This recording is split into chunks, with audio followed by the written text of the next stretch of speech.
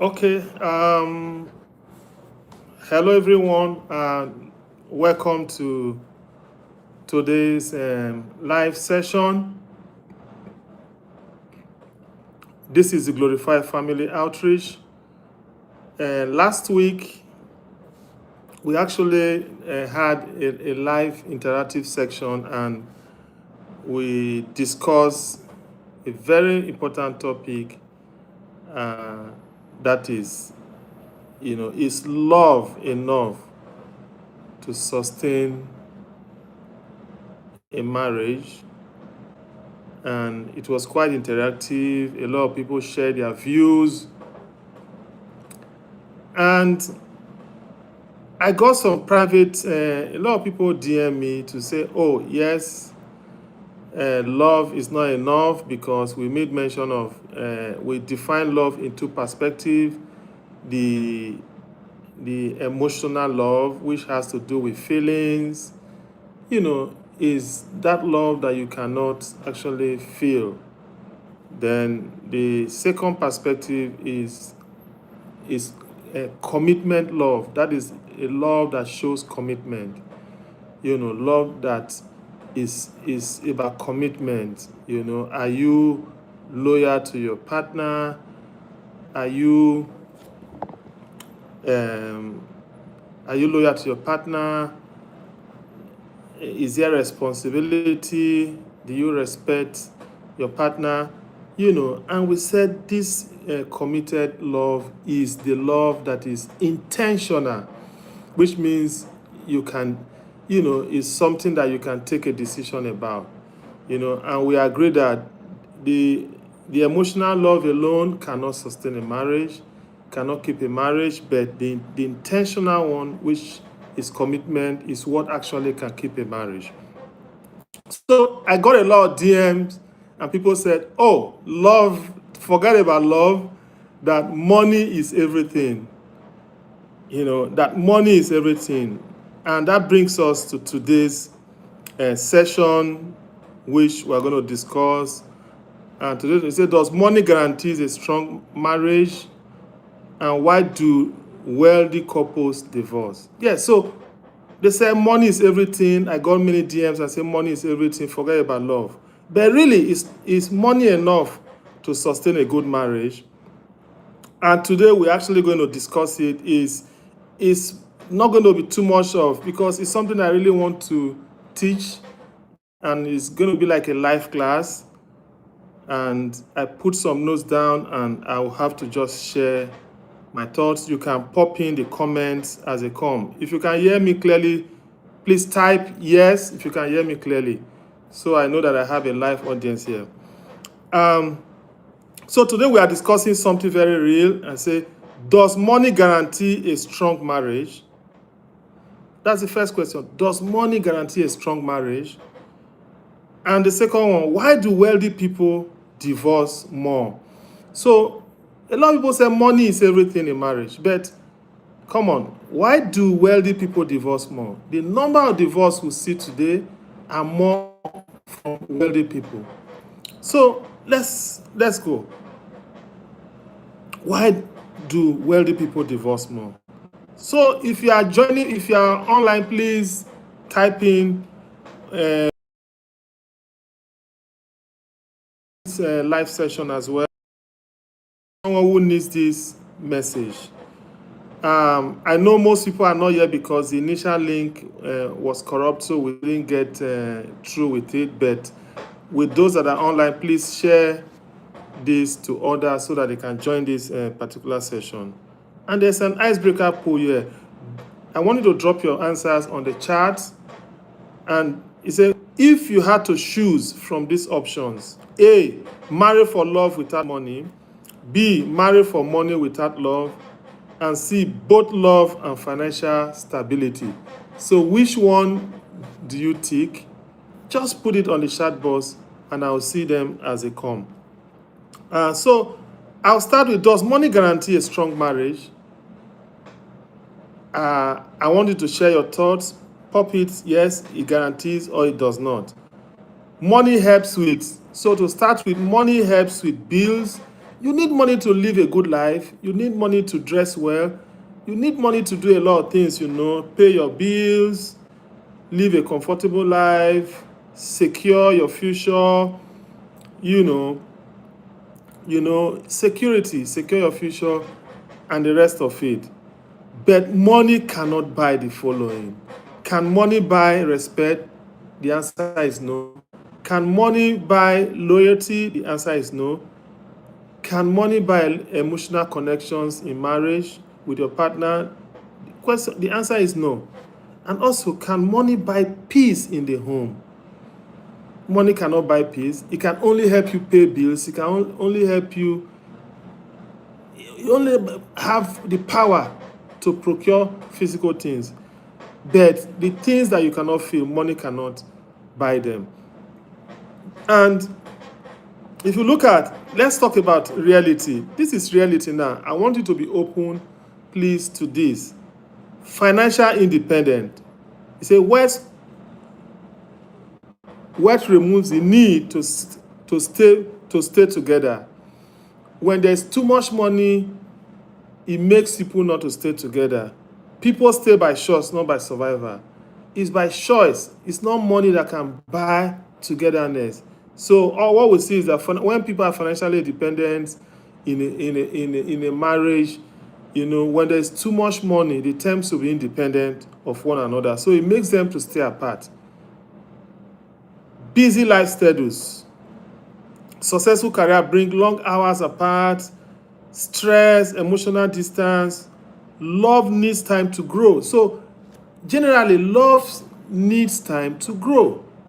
So because you guys are rich, you have a busy schedule, both of you are CEOs, or you're working in an organization, and you do not have time for one another. So it keeps you guys independent, and it keeps you guys form a busy lifestyle that because of your career demands.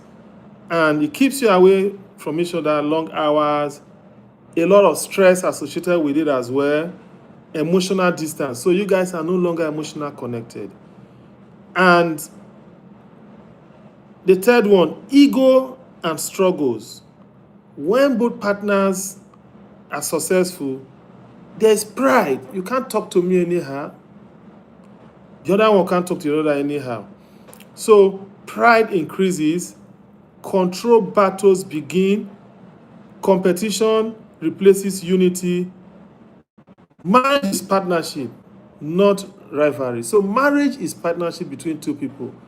You form into partnership, sign agreement unknowingly to each other to live together and to be one. That's why even in the Bible say, when two come together, they become what? They become one. So, but when there is too much money, ego sets in, power struggles comes in, especially when one is richer than the other one strive to meet up, and there is struggle between both couples. Social pressure and lifestyle expectations. Luxury lifestyle comes with so much pressure, keeping appearances, comparison, perfection image. Pressure can destroy peace.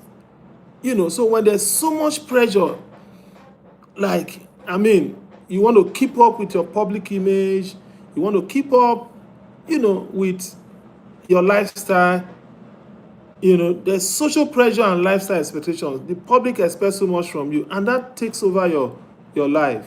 You no longer remember that you have a partner. I know a lot of people divorces because, one of the parties complain that, oh, it doesn't have time for me anymore.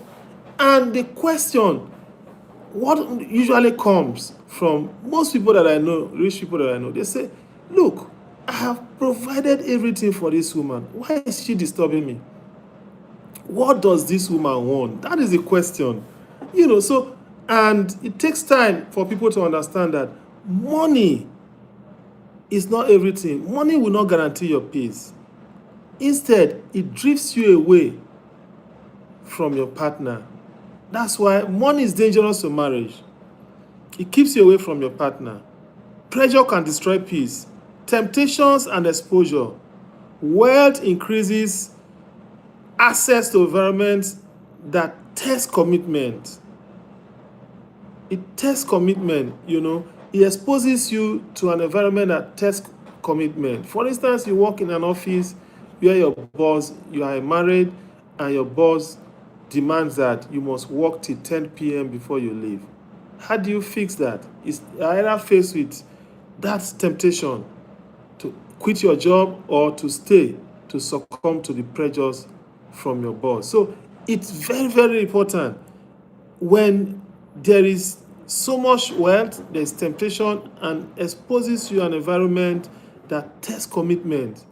At this point, it's going to test your commitment to your marriage, your commitment to your spouse. And remember, when we talked about intentional love, commitment is there. Are you committed to your relationship? Are you committed to your spouse? So pressure takes you to that level of commitment where you have to decide between good and bad. Which of these do you think is the biggest cause of divorce? Because like I said, yes, money is good, but the rich people get divorced. The ratio of rich people getting divorced to poor people getting divorced is about, out of every divorce, the percentage is very, very high when it comes to people that are influential in the society. So now, what actually makes marriage strong? What makes marriage strong? We have talked about, some of the reasons why rich people are more exposed. People that have money are more exposed to divorce. Now, what actually makes marriage strong? Communication. So, under communication, you have to learn to listen, you have to learn to talk, and you have to learn to understand. Be quick to hear and be slow to speak. Try to understand what your spouse is saying, because a couple of times you see argument, and by the time you argue for 2 days, you're not talking to each other, and you go back and try to think and understand what is actually happening here, you realize that it was just a simple misunderstanding. So let's learn to listen. Let's learn to understand what our spouse is saying, and let's learn how to talk. Because there's a way you talk, you get the other person upset. So we must understand how to respond to issues, especially as it deals with communication. So a lot of people lack communication. Read books on communication, you understand how to communicate. I remember, when I did training on social etiquette, it teaches you how to actually respond to even a phone call, how to talk to people, how to respond to issues, and how to walk, The second one is respect. Kind words creates a peaceful home. Let's learn to say kind words to one another. Let's learn to speak kindly. Most times, respect is all about kind words. Respect, letting someone knows you care by showing respect. When you respect someone, you will not talk to the person anyhow. So respect is very important. Kind words create a peaceful home. Like I said, social etiquette will teach you how to respond, to someone, what to say and how to say it.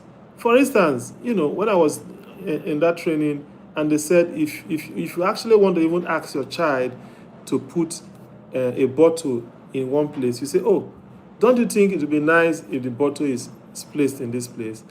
You're not saying it directly. You are showing respect to him. You can actually even respect your children. Talk of your wife or your husband. So let's show respect by saying kind words to create a peaceful home. Commitment, that is a big one. Remember, we talked about the aspect of love that has to do with commitment. Love is a decision, not just a feeling. Yes, the feeling will go, but you have to be intentional. You have to be intentional. You have to be able to decide if you actually want to stay. If you actually want to stay, you have to be intentional about it. You must learn to be committed by showing that you really want this thing to succeed. You really want it to succeed. No matter what comes in, you want it to succeed. So love is a decision, not just a feeling. It's more than a feeling. If you rely on the feeling aspect of it, which is the emotional part, it will go off someday. But the intentional one, which is the commitment, is what actually can make a marriage to succeed. Shared values and faith. I've said it. I'm not going to go into the religious part so much, but it's very important that you have the same shared values. When both parties' values are not the same, shared values are not the same, even in terms of religion, it's going to have issues. They're going to actually have a lot of issues. So you must, during courtship, you must know what are your shared values, what do you believe in, what are your principles, what are your ideologies, how do you want this marriage to be? So you must create that and establish that if you want your relationship or your marriage to succeed. So you must know your values. Shared beliefs stabilizes relationship. When that is why I'm not a fan of a 70 years marrying a Gen Z, because you're probably not going to have the same values. In our time, we reason differently compared to how people reason today. So you don't have the same values. You don't reason the same way. You don't think the same way. Definitely, you will not be a friend. Both parties will not be friends. There will not be friendship between the two of you. So love is a decision, not just a feeling. The next one is emotional intimacy. Be friends, not roommates. There are a lot of people today that are roommates to their spouse. You have to be. If you create a friendship, there should be a friendship. Like I said, you and your spouse must be gossip partners at every point. How two people that are friends when they whisper to each other, they are gossip partners. That's friendship. So emotional intimacy, you must be connected emotionally. You must be friends, not staying in the same house as roommates. You come back from work and you go to bed, and the next day you are off home. So that's no friendship. You must be connected emotionally. There must be friendship. Spending time together. If your work schedules are so tough, then you must create time for vacation, because love takes time to grow. It takes time to grow. It takes time to develop. And if you are not together all the time, definitely there won't be any relationship. So connection grows through presence. You must spend time together. I don't believe one is in America, one is in the UK, and you see once in a year. There's no connection. How is love going to grow? Just because you have a good job in America, the other one has a good job in the UK. Yes, you are making money, but the bond is not there. The family is destroyed because there's no togetherness. And let's go to the real talk moment. A poor couple with unity can be happier than a wealthy people. With emotional distance, money makes life easier, but love makes marriage last. Yes, money makes life easy. So a poor man who does not have money can actually sustain a marriage because all these hurdles that, busy schedule and all that creates, they don't experience it. They are together, they pray together, they live together, they talk together, sleep together, wake up together. So there's so much intimacy, and they are friends, they are not apart. So love makes marriage last. It makes it last than money. That's why you see the highest level of divorce among the rich people. So, quick reflection. Let me put in a question to all of us, and I want you to put the response on the chat column. Say, would you stay in a wealthy marriage without peace? Because, like I said, a lot of people will say, "Oh, I have given everything to this woman. I have given everything to this man. She has over $1 million in her account. What does this woman want? What does this man want?" That's the question I hear every day. And that's the reason why we decided to put this discussion on, so people can understand that even money can take you far from your spouse. The more richer you guys become, the more you are exposed to some of those issues that we have raised. So, would you stay in a wealthy marriage without peace? What is one quality that sustains marriage? Can love survive without respect? So like we said, even in our previous discussion, said respect is part of commitment. It's part of that aspect that is of love, that is intentional, that has to do with commitment. And respect is the number one thing there. So love cannot survive without respect. Then the next one is money in marriage, the healthy way. Money strengthens marriage when couples plan together. So where money comes in, where money can strengthen marriage, is only when we actually live this way. Money strengthens marriage when couples plan together. You must plan together. If you don't plan together, you guys are going to have issues. Not when I discovered that, I came back from my journey and I realized my spouse parked a G-Wagon in front of the house. And the next question, who owns it? You say, it belongs to me. I just got it. So it takes you away far from, and you're just going to just walk into the room with her or talking to him. So when you are wealthy, you must plan together with your spouse.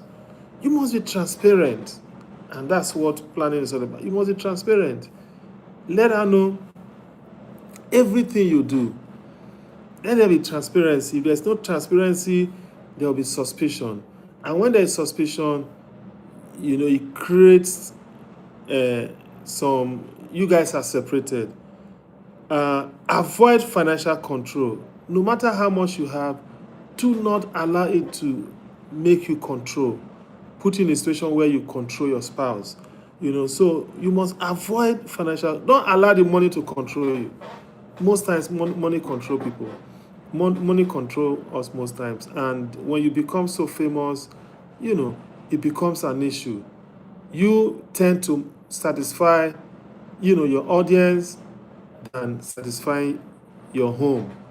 So you are more interested in pleasing your audience. That even if I become the president of my country, all my security apparatus, my drivers, everything ends in the office. And I drive home and I go to the kitchen and make food for my family. So don't allow your wealth to control you.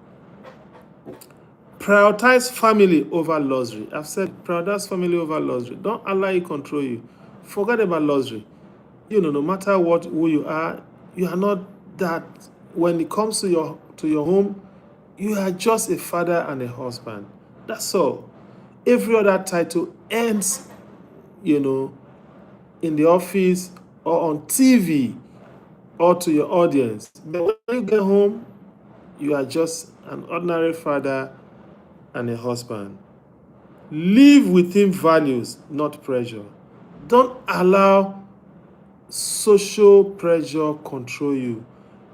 Live within your values. Like I said, you have set values, as partners, as a family.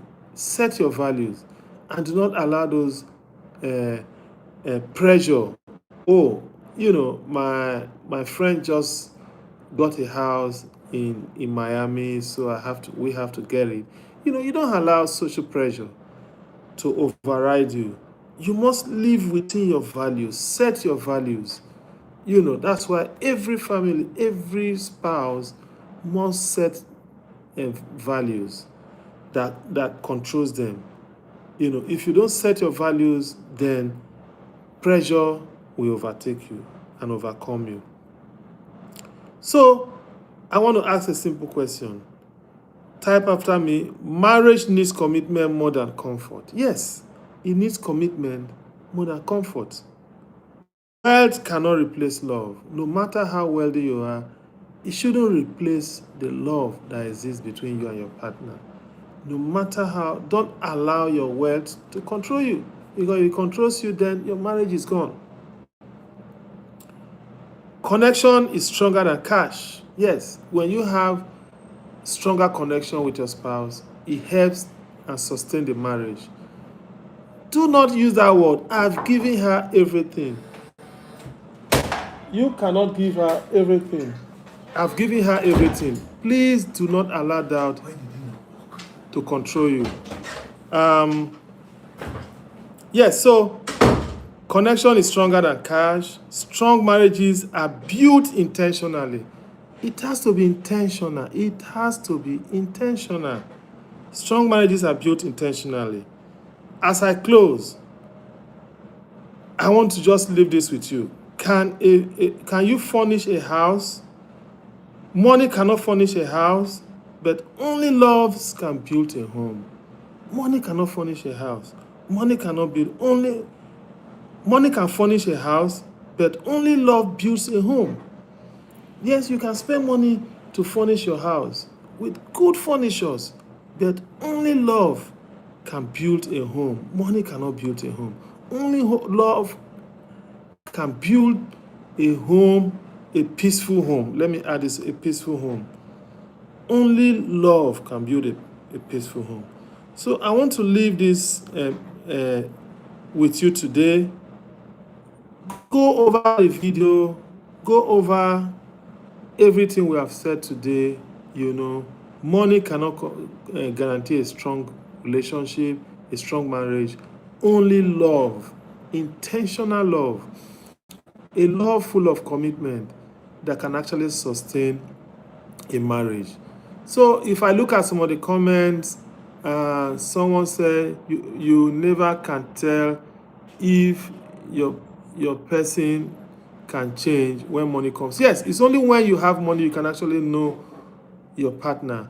It's only when there's money, because money can change someone. It can influence you, it can influence anybody. So yes, it's only when someone actually has money you can know who that person is. Another person said true money has a way of making people change respectively. Yes, that's exactly what I've said. Yes, so when the more money you have, the more people know your true character, because that's when they will know the real you. Another one said it takes humility and self-control not to allow money to control an individual or a woman. Yes, so when you have money, like I said, it can control you. If you allow it to control you, then you have missed it. It takes you away from your values. Yes, only love can build a peaceful home. Yes, we've said it. Only love. Emotional love, commitment love. Both the first one, emotional, you can't really feel it, but the second one, which is intentional, you can actually feel it, can actually guarantee a strong marriage. Yes, only love can build a successful home. And it said, true talks are yes. Okay, thank you so much for the comments. Please, this is not the original link. We couldn't join live on the original link because of technical issues. Help us to spread this. If this message really blessed you, please like this video, share with someone, and if you are just joining us today, please subscribe Subscribe for more relationship wisdom and type value if you learned something today. So as I close today, there's a short quote to end. It says, money can make living comfortable, but only love make marriage meaningful. Your marriage must be meaningful. And I bet you if you put all this into consideration and live a purposeful life, live a life that is meaningful, you will experience a meaningful marriage. And as we do that, the Lord will bless us. Please remember to subscribe, hit the subscription button, and help us grow. Thank you so much. I look forward to seeing you again in our live session next week. Thank you. Bye for now.